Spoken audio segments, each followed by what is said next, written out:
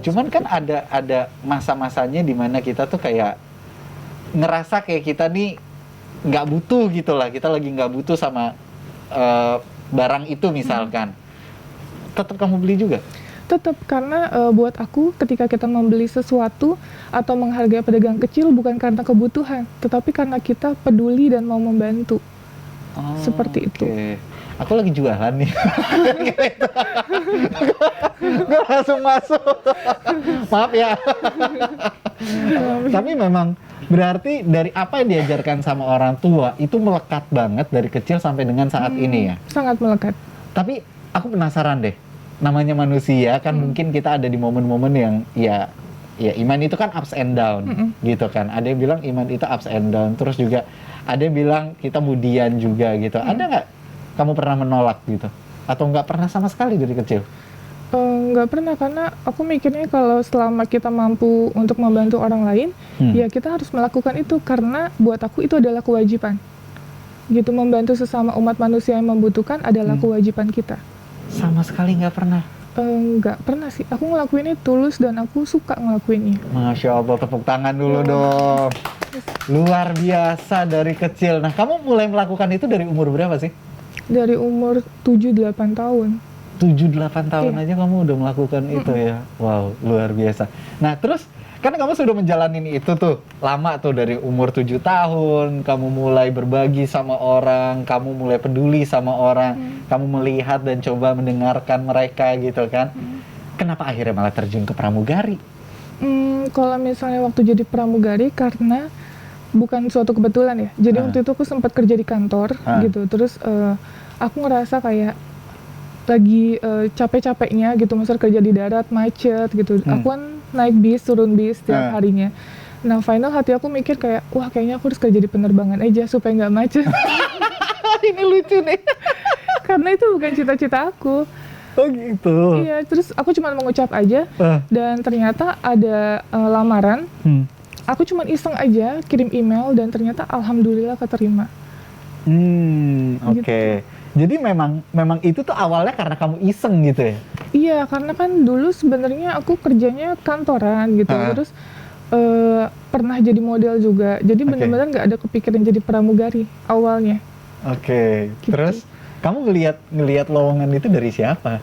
Di email ada apa, di kan kalau dulu kan suka ada di apa, di mana lah pokoknya berita, aku juga lupa soalnya 8 tahun yang lalu kan. Terus aku kirim email dan udah aku coba. Setelah itu dapat panggilan interview, ternyata lolos sampai keterima. Oke, nah gitu. Akhirnya kamu menjadi seorang pramugari gitu. Betul. Kan. Terus pada saat menjalani pramugari itu yang bukan cita-cita kamu karena kamu cuma nggak pengen macet di darat, apa yang kamu rasain waktu itu? Kalau aku emang dari dulu kan diminta untuk profesional, apapun itu yang kita lakukan harus bertanggung jawab atas pilihan kita. Ini didikan dari mama papa nih ya? Iya. Oke.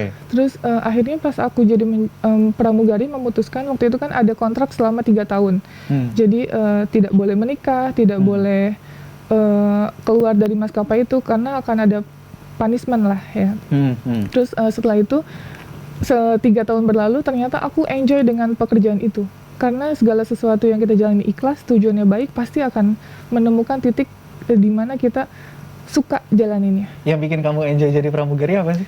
Pertama, seneng banget bisa ngebaca karakter semua orang yang penumpang. Ada. Iya, penumpang. Kan beda-beda kan. Ada yang A, B, C, itu aku membaca karakternya step by step. Sampai aku menjadi di detik aku saat ini itu karena 8 tahun aku menjadi pramugari juga. Oke. Nah, tapi kan penumpang tuh kan nggak ngobrol sama kamu kan? Nggak ngobrol, tetapi secara nggak langsung kan kita harus membaca karakter orang. Kayak misalnya pada saat delay, mereka kan pasti marah dong. Gimana cara kita menenangkan sama mereka?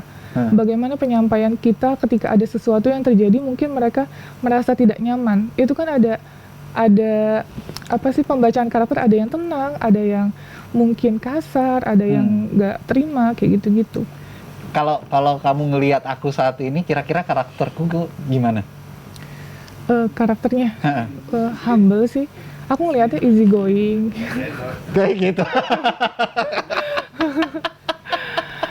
Kalau lagi delay, tipe yang marah-marah nggak? Oh enggak.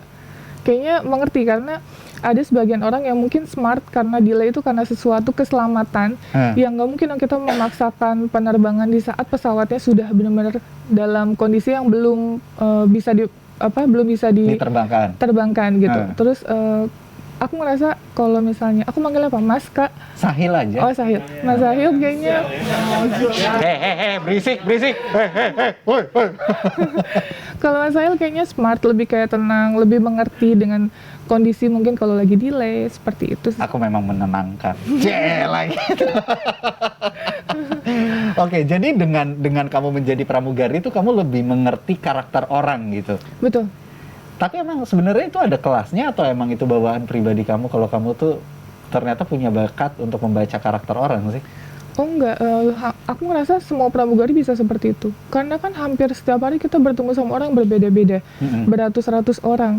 Transit misal 5 kali, berapa orang yang kita ketemuin dalam sehari? Iya benar. Seperti itu sih. Nah gitu. kamu punya pengalaman nggak sih kayak misalkan kamu sampai di titik yang kamu tuh emosi banget gitu loh sama penumpang? Enggak sih, karena buat aku pribadi apa ya, kalau penumpang itu adalah raja.